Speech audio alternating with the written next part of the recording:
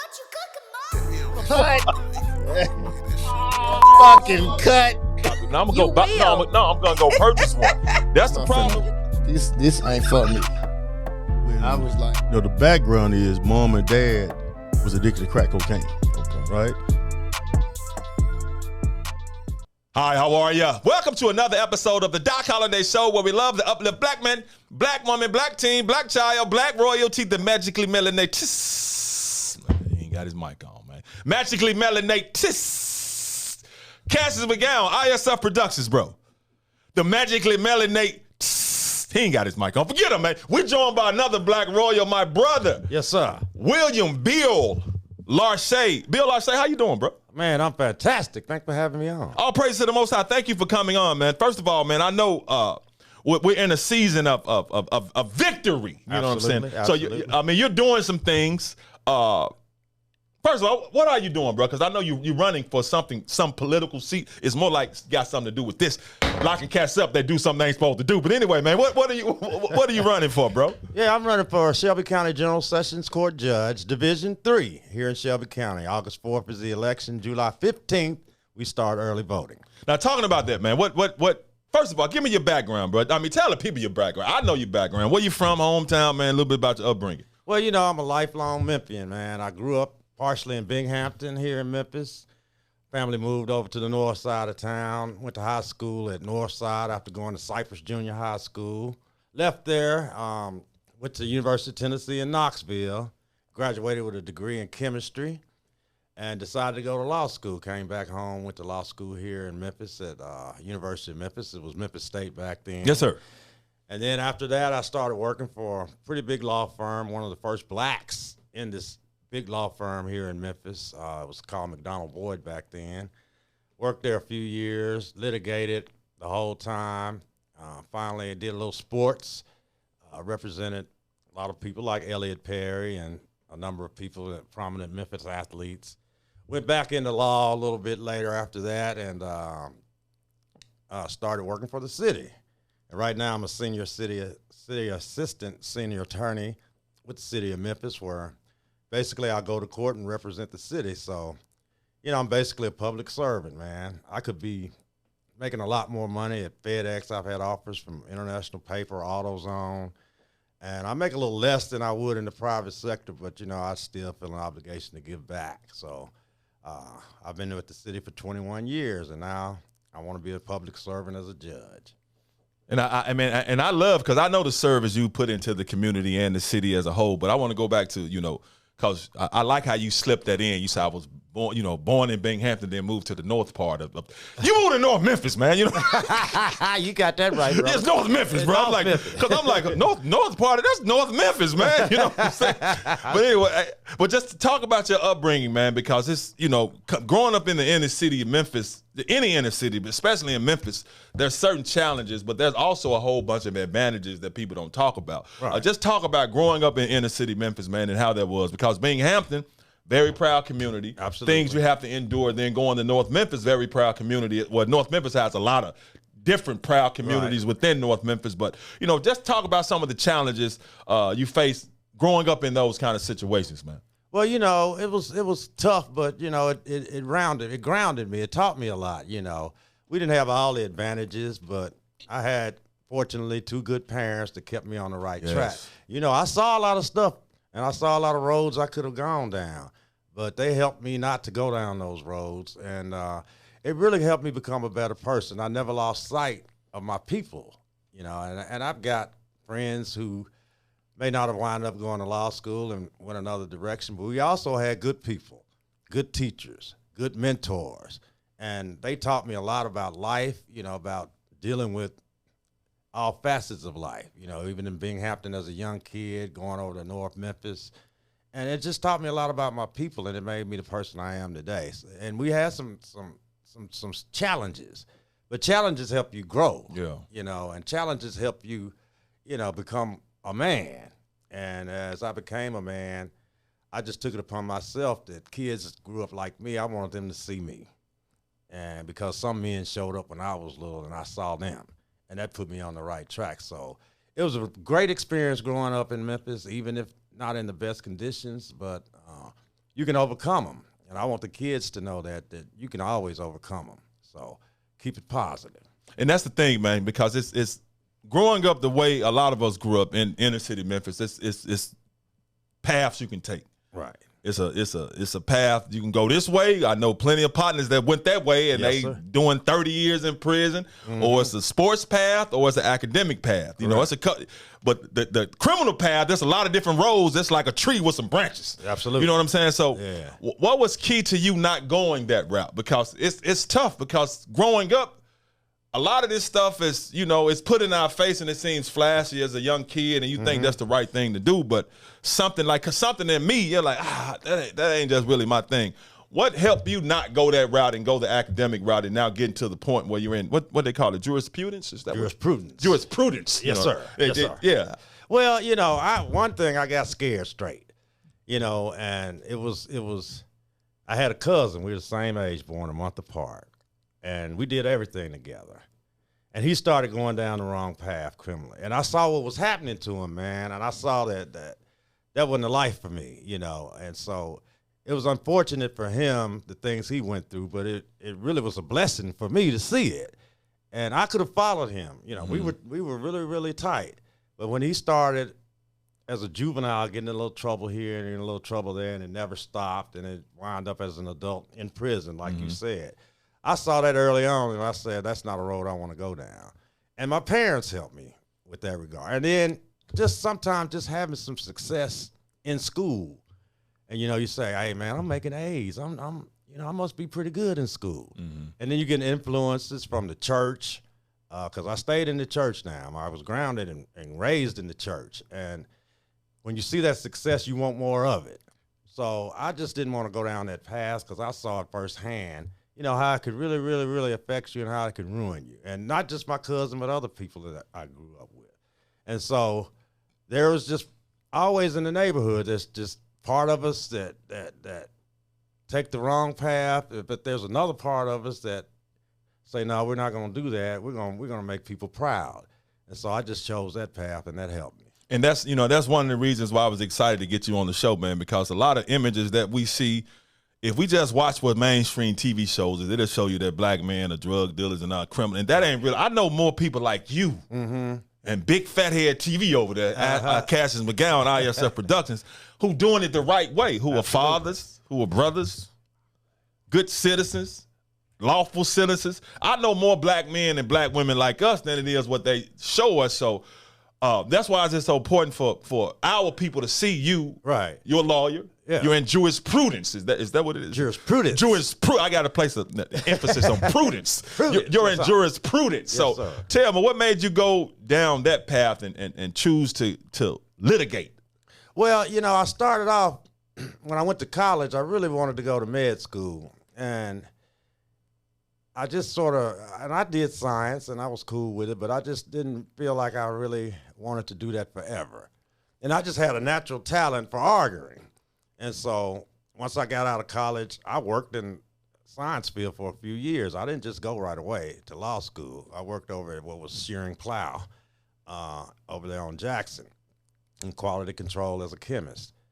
But, you know, I just had some kind of inkling that told me, you know, I can argue cases, and people tell you, you know, they feel like you got a good skill set to be a lawyer. You got to consider going to law school. So I applied and I went. And one of my dreams was to really first represent a professional team, basketball, football, but we didn't have one here at the time.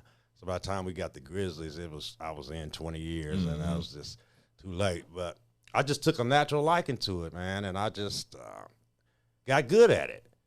And I enjoyed it, and so I kept doing it. And once you find something you enjoy, you know, you can get good at it. And so that's sort of why I chose the road I chose. Chemist, bro, I didn't even know that. I've been knowing you for 20-something. I didn't know you was a chemist. Yes, sir. Yes, sir. Big brain, bro. I got you, dog. But you know what? But doing what you're doing now, man, to be a general sessions judge, correct? Yes, sir. What is it? It ain't district. It ain't, you know, I've been, you know, I've been down there a couple times. Uh-huh. I think General Sessions is upstairs. Like, that's upstairs or that's downstairs? That's downstairs. Okay, I've been downstairs a couple times. I ain't never made it upstairs. I ain't never did nothing. Take my ass upstairs, but just downstairs, man. Just talk about what make you want to go this route after, being, a esquire for so long. Well, okay, the court I'm running for is the civil division. We Okay.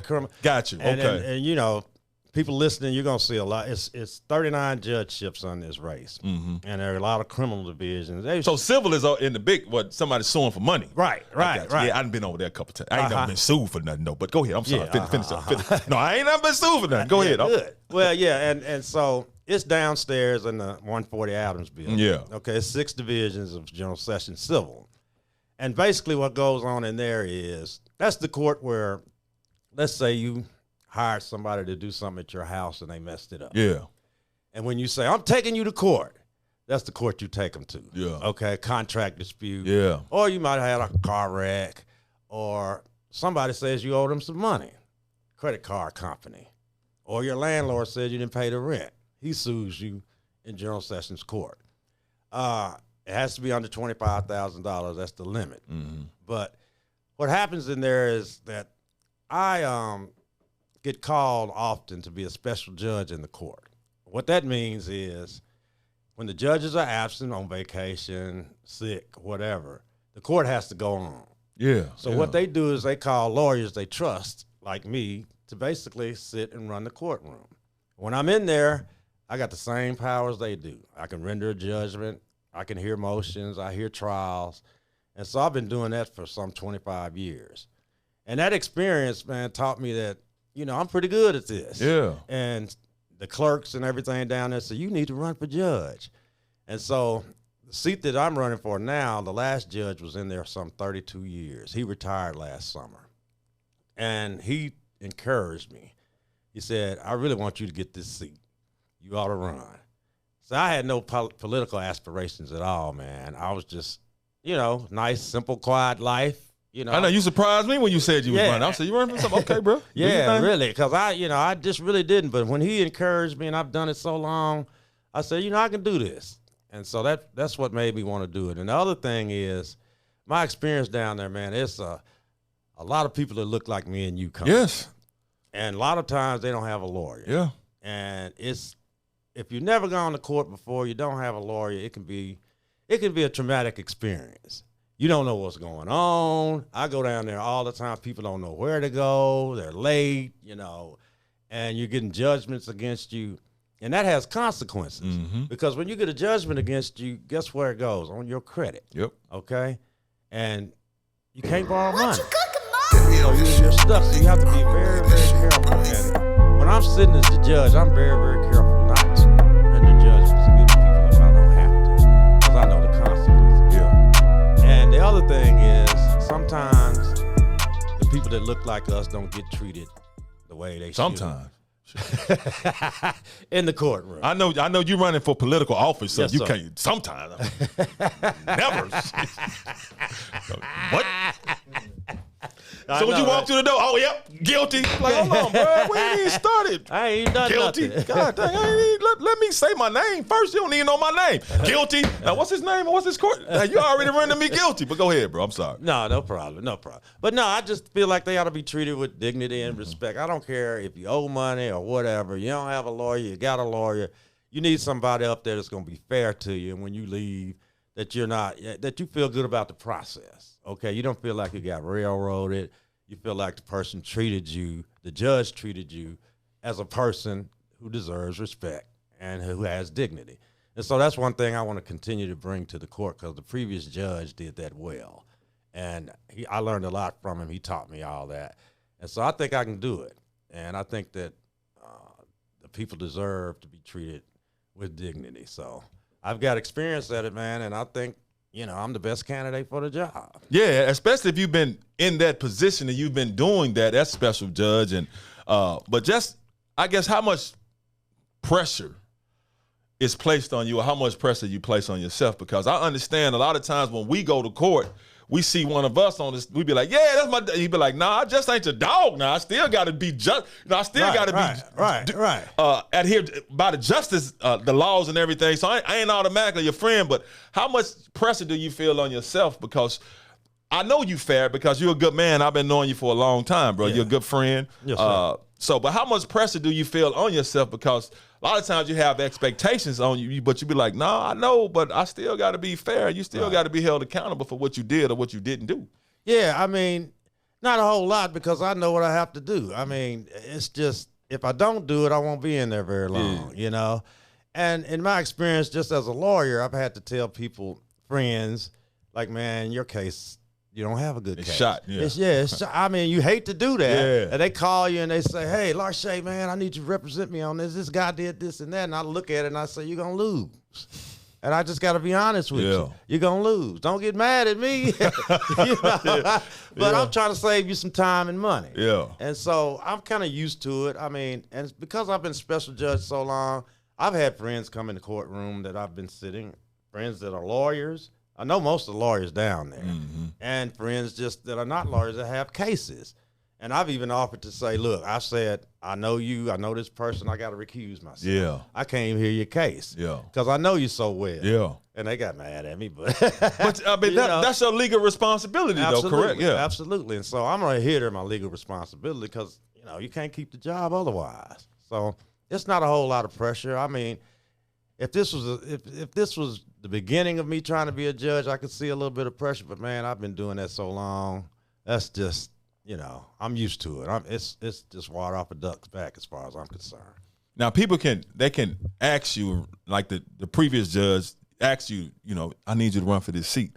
But what really clicked to you? Be like, okay, I'm gonna go ahead and do this. I think it's something we need. It's something I want to do. And I know you can do a great job at it. Yeah. But what made you click to be like, okay, I'm gonna go ahead and do this? Because running for any kind of office, political office, bro, takes a lot of time. Yes, sir. Effort. Yes, sir. Energy. Yes, sir. Greeting people, always being on, always got to talk. Hey, how you doing? Even when you don't feel like talking. Absolutely. That's a lot to go with that, man. So what clicked to be like, okay, I'm gonna go ahead and give this a try?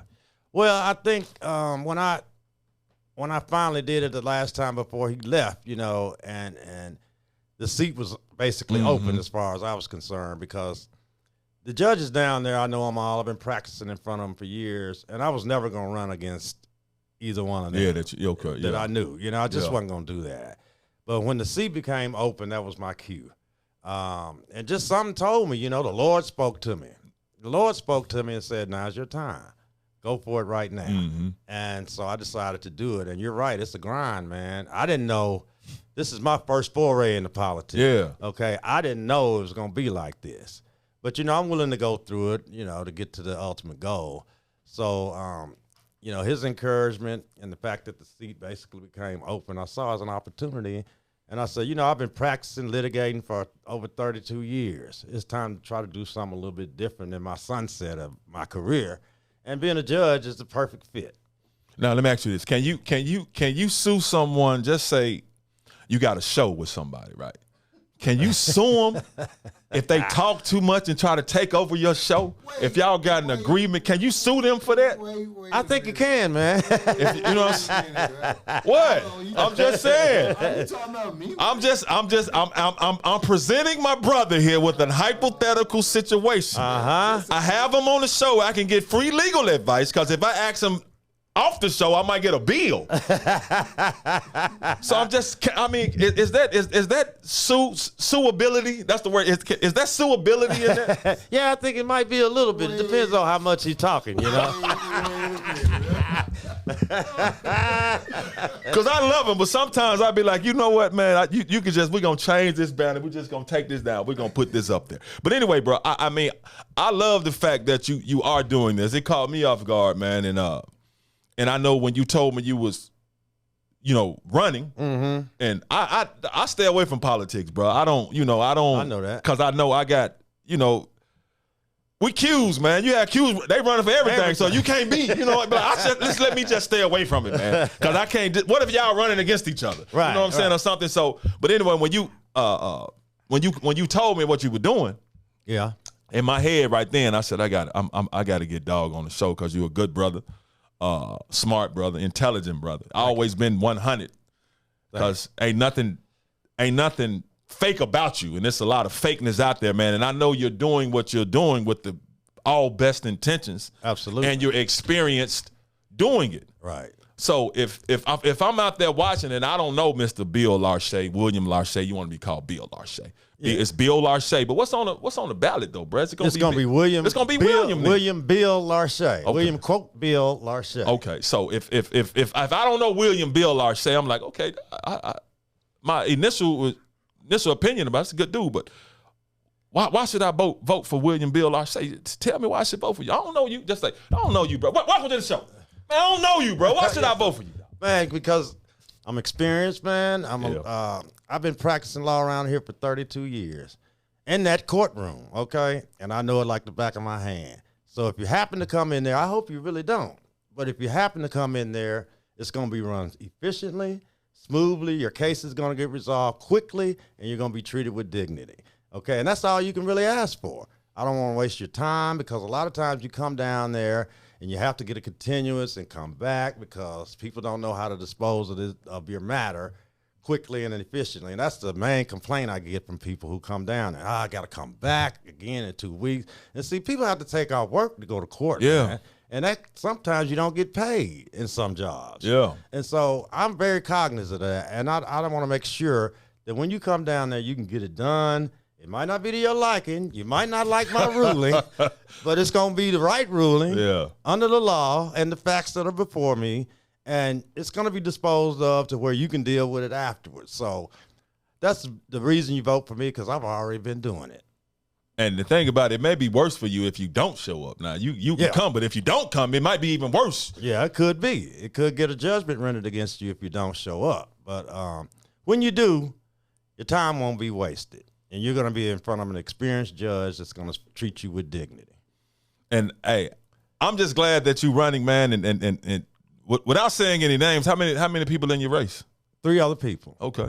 So this a nice little competitive situation going on. Absolutely. But you actually been in there doing it, working as a special judge, got all the, I mean, some other people, you got experience doing this. And right. See, I've never been elected judge, but I got judicial experience. That's what I mean, yeah. See what I'm saying?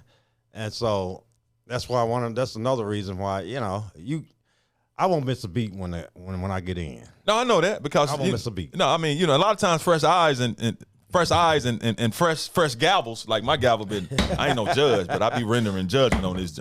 Fresh eyes and fresh judgment is good, man. I just like the fact that you stepped out there because it's not always easy, man. Right. It's easy to stay in your comfort zone. Mm-hmm.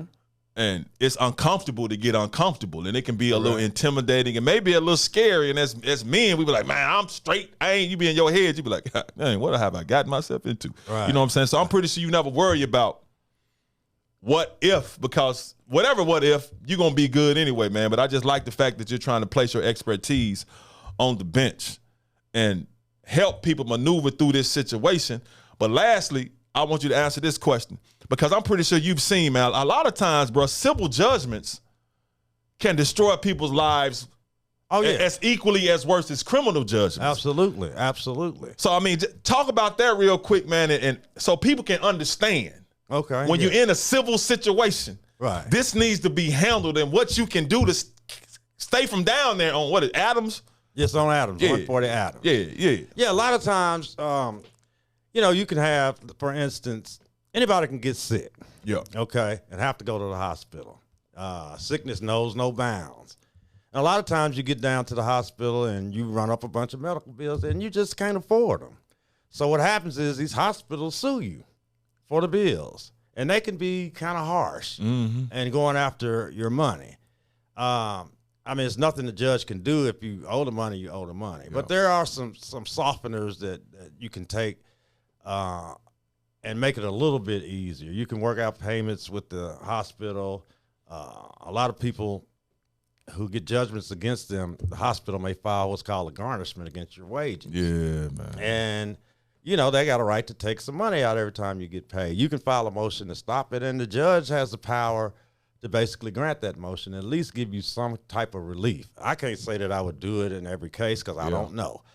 But it's important, really, like I spoke of earlier, when you get a civil judgment against you, the person who has the judgment against you, the creditor now, I mean, he has the right to go after your money, after your paycheck, after your assets. And so that can put you in a real bad situation. So I just urge people to try to stay out of it. But I understand there are situations where you just can't. I mean, you could be in a wreck and just be hurt and not, you know, and what the bills just run. You just don't have the money to pay it. But try to work out a payment plan. Try to stay away from a judgment as much as you can. But there are consequences to civil judgments, just like there are criminal judgments. Some people are paying civil judgments for years and years and years, and it's a burden on you. So, like I said, I don't know what's going to happen in any individual case. As a judge, you got to apply the law to the facts, and you know, if it's proper to render a judgment, I have no choice but to render it. But if there are other remedies that are available before you even get to court, you never see me. Got you. Now, lastly, man, tell everybody your name again, bro, and what you're running for, Mr. Larshay. My name is William Bill Larshay. I'm running for General Sessions Court Division 3. You can vote on July 15th through 30th early. August 4th is election day. And I'll leave y'all with this. Like Doc, I played a little ball, not pro ball, when I was coming up. But you was the one who took the money from the pro ball players because you was representing. You got a percentage. I did. You might not been in the league, but you got a percentage of the dudes playing in the league. I did get some NFL money. Yeah, exactly. But when I did play ball, I used to hear these words that I didn't want to hear then, but I want to hear now. And that's, please put Bill on the bench. Oh, I like that. That's what. Also, that's his slogan. Please put Bill. Tagline. Yeah. Look in the camera and say it again. Give him that one shot. There you go. Please put Bill on the bench. And with that, that's going to do it. And put Bill on. That's the judgment. Put Bill on the bench. Brother, thank you so much. Thank you so much for joining us, man. Cool. I wish you all the luck in the world, bro. But that's going to do it for another great episode of the Doc Holliday Show, where we love to uplift black men, black woman, black teen, black child, black royalty, the magically melanated. There you go. Thank you, man. Finally, man. Appreciate you, man. And put Bill on the bench. Cash, let's end right. Put Bill on the bench. Rue. Thank you. What you cooking, Mom? Good job, man. Good job to you.